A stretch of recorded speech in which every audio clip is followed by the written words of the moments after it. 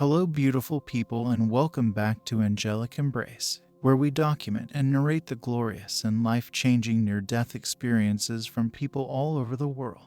So sit back, relax, know that you are loved, and let's get into today's near-death experience story. Consider subscribing and watching to the end to find out what happens. I had a pretty peculiar dream on the night of February 3rd, 2002, which took place. I saw myself standing in what could be described as a barren or lifeless desert. The sky was a dark gray color, and the ground seemed like it was made of hard, dry sand that had been fractured. In front of me stood three hooded ghosts who each had something that resembled a well in front of them. It measured between 4 and 5 feet in height and stretched over the length of the room. Even though I did not see any faces or hands, the spirits were asking me whether I wanted to stay or if I wanted to return. It scared the hell out of me because it seemed so genuine, but I knew at this point that I wasn't dreaming about what was happening. I expressed that I was interested in returning. After that, I was shown the well and told that if I turned back, I had a dreadful life ahead of me. I can still hear myself repeating no, that I want to go back, and that my children need a father for them to mature. The water began to freeze, and an astonishing light sprang into being.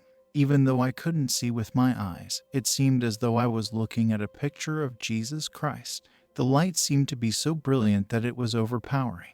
He assured me that he would comply with my demand, even though I believed or wanted to think it was only a dream. When I woke up, I felt extremely odd while at the same time being very awake and terrified.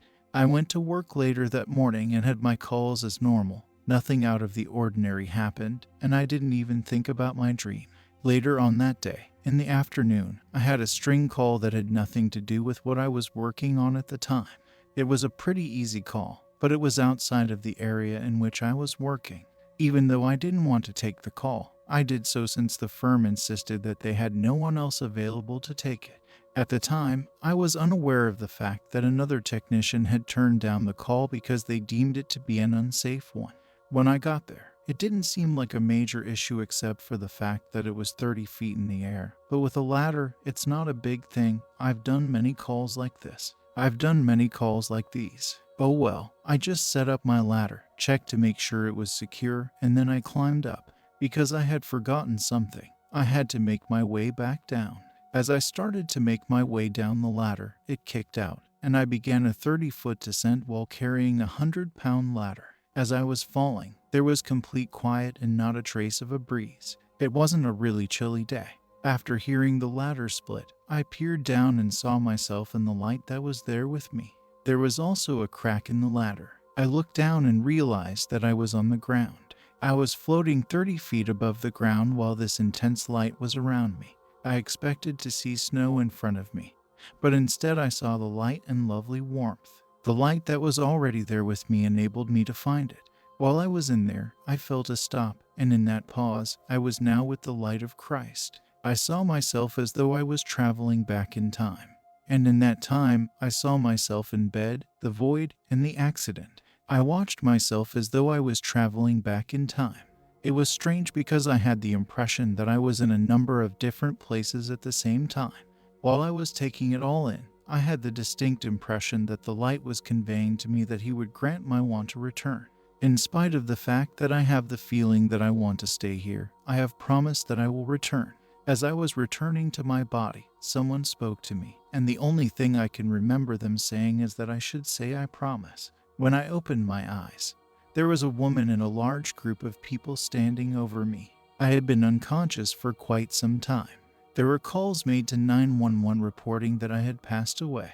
When I first opened my eyes, the woman who had been lying on top of me was sobbing. And then, when she saw that I had awakened, she said in wonder, "You must have done nice things for others and God let you survive." After that, she screamed for her husband, who came running over and said, "Oh my God, you were dead.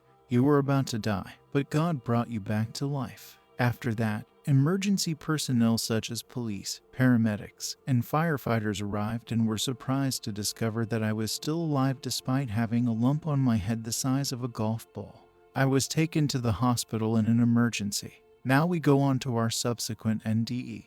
Following the operation on my heart, I experienced something that was very close to death. I was already in a critical condition when the procedure was scheduled to take place. In point of fact, I was on the verge of passing away due to congestive heart failure brought on by congenital cardiac abnormalities connected with Holt-Oram syndrome. Up until approximately a year before my operation, I had not had any significant issues with my heart. I eventually had to have it operated on, because even while I was being anesthetized, I was becoming blue, and my breathing was irregular. The physicians who were involved in my case did not have a lot of confidence that I would make it through the operation. This is something that I have been told subsequently, and I believe it to be true. The operation itself was successful, and I was sent to the critical care unit for cardiac patients. Everything seemed to be going smoothly up until the point where I was intubated and given the opportunity to breathe on my own. Shortly after that, I started having trouble breathing and needed to have the intubation tube replaced. To make a very long story short, this occurred to me a total of 3 times over the course of a period of 6 weeks, and as a result, I needed to have a tube with a balloon attached to the end placed into my groin. This tube then traveled up to my heart and pulsated with each heartbeat. During this time, I believe that I was mostly unconscious, although I did experience some fleeting moments of lucidity when the doctors disconnected me from life support to test my ability to breathe on my own. Throughout all of this, I was in critical condition. The doctors had warned my family that I only had a 25% chance of surviving, and even if I had managed to pull through, there was a good likelihood that I would have had significant brain damage as a result. Even though I know for a fact that I wasn't conscious at the time, I do recall having the idea at some point that I was going to pass away. I can still vividly recall hearing my own voice saying, "I'm going to die." This concept did not in the least bit bother me. After that, there was a brief period of darkness, and the next thing I knew, I was able to see myself lying down in what I believed to have been a room. This space was flooded with light, and despite the fact that it was rather bright, it was not at all like the harsh glare of sunshine. Rather, it was a warm, golden white light that was streaming in through what appeared to be a glass wall. During that time, I had the distinct impression that I was being lavished with a great deal of affection.